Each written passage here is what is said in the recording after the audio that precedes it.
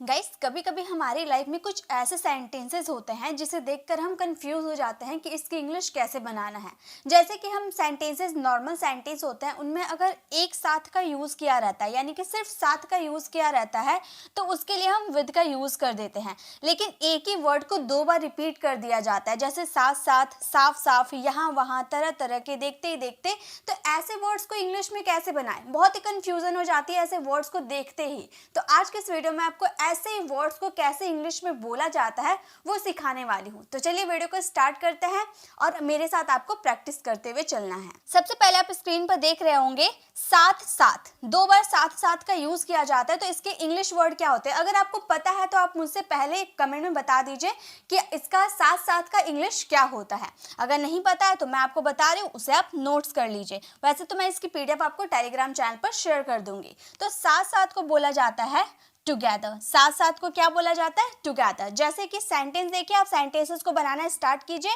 हम साथ साथ पढ़ेंगे, आपको मेरे साथ साथ बोलते हुए जाना है। जैसे मैं साथ साथ बोल रही हूँ ना, तो साथ साथ के लिए टुगेदर का यूज करेंगे। तो आप मेरे साथ साथ बनाते हुए चलो। तो हम बोलेंगे, हम साथ साथ पढ़ेंगे, बोलेंगे we will study, we will study together, we will study together. हम साथ साथ जाएंगे तो हम बोलेंगे वी विल गो टुगेदर। हम साथ साथ खाएंगे, वी विल ईट टुगेदर। इस तरह से आपका पहला सेंटेंस फ्यूचर में बन गया, उसके बाद आपने साथ साथ के लिए टुगेदर का यूज कर दिया। बहुत ही सिंपल है ना। चलिए इसी तरह से नेक्स्ट वाला देखते हैं। तो हमारा नेक्स्ट है साफ साफ। साफ को हम क्लियर बोलते हैं या क्लीन बोलते हैं, राइट। लेकिन साफ साफ जब जो दो बार यूज हो जाता है तो इसके लिए एडवर्ब का यूज करते हैं, वो है क्लियरली। क्लियरली का यूज करते हैं। लेकिन अगर आपको बोलना हो एकदम साफ साफ, जैसे हम बोलते हैं ना कि जो भी तुम्हें कहना है एकदम साफ साफ कहो, तो जब आप उसमें एकदम या बिल्कुल लगा दोगे तो वहां पर वेरी क्लियरली का यूज करना बेस्ट होगा। लेकिन अगर सिर्फ अपने सेंटेंस में आप साफ साफ कह रहे हो ना, तो उसके लिए क्लियरली ठीक है। जैसे आपको जो कहना है साफ साफ कहो, तो हम इस सेंटेंसेस को कैसे बनाएंगे, आप बनाते हुए मेरे साथ चलिए। आपको जो कहना है, पहले ये सेंटेंसेस को ना बनाकर हम साफ साफ कहो ये बनाएंगे, ठीक है। सेंटेंसेस मीनिंगफुल होने चाहिए। तो साफ साफ कहो, हम बोलेंगे से क्लियरली, से क्लियरली। साफ साफ कहो, से क्लियरली।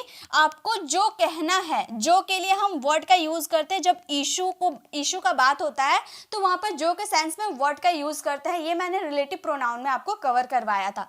तो अगर आपने वो नहीं देखा तो वो वीडियो जरूर देख लीजिएगा। तो बोलेंगे what you have to say, have to से।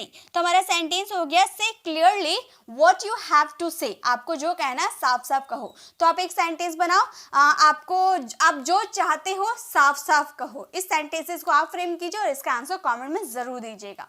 चलिए इसी के साथ नेक्स्ट देखते हैं। आप वीडियो को पॉज कीजिए, पहले मैंने जो आंसर क्वेश्चन पूछा उसका आंसर दीजिए, तब आप वीडियो को कंटिन्यू कीजिएगा। इस तरह से आपका अभी की अभी प्रैक्टिस भी हो जाएगा और आपको सारे वर्ड्स याद हो जाएंगे। तरह तरह के लिए हम यूज करते हैं डिफरेंट। तरह तरह का मतलब डिफरेंट यूज करते हैं ना। Different kinds of, different kinds of, तरह तरह के। हमारे पास तरह तरह की किताबें हैं, तो क्या बोलेंगे, सेंटेंसेस को बनाना स्टार्ट कीजिए। हम बोलेंगे वी हैव, मैं बना दे रही हूँ, इसका मतलब ये नहीं कि आपको नहीं बनाना है, आपको प्रैक्टिस करना है ना, तो आप मेरे साथ बनाते हुए चलिए और बोल बोल कर, जैसे मैं बोल बोल कर बता रही हूँ वैसे आपको बोल बोल कर टाइप करना है। तो हम बोलेंगे we have different kinds of books, we have different kinds of book. हमारे पास तरह तरह की किताबें हैं, मेरे पास तरह तरह के कपड़े हैं। I have different kinds of clothes. इस तरह से आप सेंटेंस को बनाएंगे। नेक्स्ट है यहाँ वहाँ। यहाँ के लिए हम क्या यूज करते हैं, हेयर का यूज करते हैं, राइट। यहाँ के लिए हेयर और यहाँ पर हम एंड लगा देंगे, और वहाँ के लिए देयर, हेयर एंड देयर। यहाँ वहाँ, हेयर एंड देयर। जैसे मैं आपको यहाँ वहाँ खोज रही थी, तो हम इस सेंटेंसेस को कैसे बोलेंगे, बनाइए। तो देखिए, मैं खोज रही थी, पहले हम ये बना लेंगे। हम बोलेंगे I was looking for you, I was looking for you. मैं आपको खोज रही थी, I was looking for you. यहाँ वहाँ, इसके लिए हम बोलेंगे here and there, here and there. कितने इजीली सेंटेंस बन गए ना। एक सेंटेंस आप बनाइए, मैं अपनी पेन यहाँ वहाँ खोज रहा था। इस सेंटेंसेस को आप फ्रेम कीजिए, वीडियो को पॉज कीजिए, सेंटेंस फ्रेम कीजिए, उसके बाद आप कंटिन्यू कीजिएगा। नेक्स्ट देखिए, नेक्स्ट है हमारे देखते ही देखते। देखना को हम सी बोलते हैं, वॉच बोलते हैं, लुक बोलते हैं, लेकिन देखते ही देखते कोई काम हो जाता है ना तो उसके लिए हम यूज करते हैं इन नो टाइम। मतलब इतने जल्दी हो गया ना कि देखते ही देखते वो काम खत्म हो गया, इसलिए इन नो टाइम का यूज करते हैं। इसके लिए अलग फ्रेज का भी यूज किया जाता है in the twinkling of an eye, लेकिन शॉर्ट में आप याद कर सकते हो इन नो टाइम। देखते ही देखते वो सारा खाना खा गया तो हम इस सेंटेंसेस को बोलेंगे, आप बनाते हुए चलिए। हम बोलेंगे he ate all the food, he ate all the food in no time, in no time मतलब कोई टाइम ही नहीं लगा, वो देखते ही देखते सारा खाना खत्म कर दिया। he ate all the food in no time। एक सेंटेंस आप बनाइए, वो देखते ही देखते गिर गया। इस सेंटेंसेस को आप फ्रेम कीजिएगा, पहले पॉज कीजिए फिर सेंटेंस फ्रेम कीजिए, उसके बाद कंटिन्यू कीजिए। नेक्स्ट है हमारा शुरू शुरू में। शुरू शुरू में इसके लिए हम बहुत सारे वर्ड्स का यूज कर सकते हैं। पहले तो इन द बिगिनिंग का आप यूज कर सकते हो, ठीक है। बिगिनिंग का मतलब क्या होता है, बिगिन का मतलब शुरू होता है और बिगिनिंग का मतलब शुरू शुरू में। इन द बिगिनिंग या इनिशियली का यूज कर सकते हो, ठीक है। इनिशियली का भी यूज आप कर सकते हो अपने सेंटेंसेस में। एक मिनट, या फिर इन स्टार्टिंग का भी यूज कर सकते हो। ओके, देखिए शुरू शुरू में आपको समझाना पड़ेगा, मतलब आप अभी नए हो, आप अभी बच्चे हो, शुरू शुरू में आपको समझाना पड़ेगा। तो इस सेंटेंसेस को हम बोलेंगे in the beginning. In the beginning use करते हैं, बहुत ही ज्यादा कंफर्टेबल हम फील करते हैं इन द बिगिनिंग का यूज करके, ठीक है। या फिर इनिशियली का भी यूज कर सकते हो, आपकी मर्जी, ठीक है। तो आप इन द बिगिनिंग का स्टार्टिंग में भी यूज कर सकते हो, लास्ट में भी यूज कर सकते हो। तो हम बोलेंगे in the beginning you will have to explain, you will have to explain। इस सेंटेंसेस को और एक तरीका से बना सकते हैं, हम बोल सकते हैं you will have to explain in the beginning। आप in the beginning का स्टार्टिंग में भी यूज कर सकते हो, लास्ट में भी यूज कर सकते हो, वो आपकी चॉइस है, आप अपनी सेंटेंसेस के अकॉर्डिंग यूज कीजिएगा। ओके, चलिए नेक्स्ट आप एक सेंटेंस बनाइए। शुरू शुरू में मुझे समझना पड़ेगा, समझाना नहीं मैंने बोला, समझना पड़ेगा। ओके, तो ये बनाइएगा। समझाना और समझना में आपको कंफ्यूज नहीं होना है, शुरू शुरू में मुझे समझना पड़ेगा, इस सेंटेंसेस को आपको बनाने हैं। नेक्स्ट है रहन सहन। अब बताइए तो रहन सहन को इंग्लिश में क्या बोलते हैं? तो रहन सहन को हम इंग्लिश में बोलते हैं way of living, way of living बोलते हैं, ठीक है। जैसे उन्हें मेरा रहन सहन पसंद है, तो हम इस सेंटेंसेस को क्या बोलेंगे? उन्हें यानी कि बहुत लोग हैं, प्लूरल है तो दे का यूज कर दिए। हम बोलेंगे they like my way of living, way of living, they like my way of living। उनका मेरा रहन सहन पसंद है। एक सेंटेंस आप बनाइए, मुझे आपका रहन सहन पसंद है। इस सेंटेंसेस को आप बनाइए। क्या मैंने सेंटेंस बोला? मुझे आपका रहन सहन पसंद है, ठीक है। चलिए आगे देखते हैं। सो नेक्स्ट है हमारा आमने सामने। आमने सामने, तो इसके लिए हम यूज क्या करेंगे? बनाइए तो आप सभी को पता है, हम बोलेंगे face to face, face to face.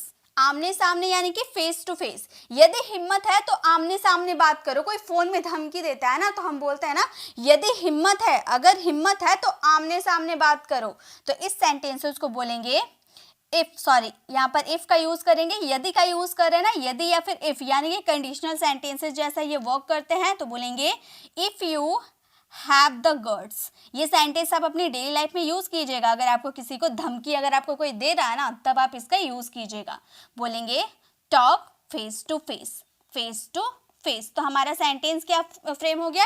If you have the guts talk face to face. Okay, एक सेंटेंस आप बनाइए, वो मेरे आमने सामने खड़ा था। इस सेंटेंस, हम दोनों आमने सामने खड़े थे। इस सेंटेंसेस को आप बनाइएगा। नेक्स्ट चलिए देखते हैं। नेक्स्ट है हमारा सीधा साधा। सीधा साधा को हम सिंपली बोलेंगे क्या? सिंपल। इसके लिए कोई वर्ड अलग नहीं लगता है, सिर्फ सिंपल का यूज कर दीजिएगा ना, हो जाएगा। जैसे आप बहुत सीधे साधे इंसान हो, तो ये सेंटेंस को कैसे बनाएंगे? हम बोलेंगे you are a very simple person, you are a very simple person. आप बहुत सीधे साधे इंसान हो, you are a very simple person. एक आप बनाइए कि राहुल बहुत सीधा साधा इंसान है, उसका आंसर आप दीजिएगा कमेंट में। चलिए आगे देखते हैं।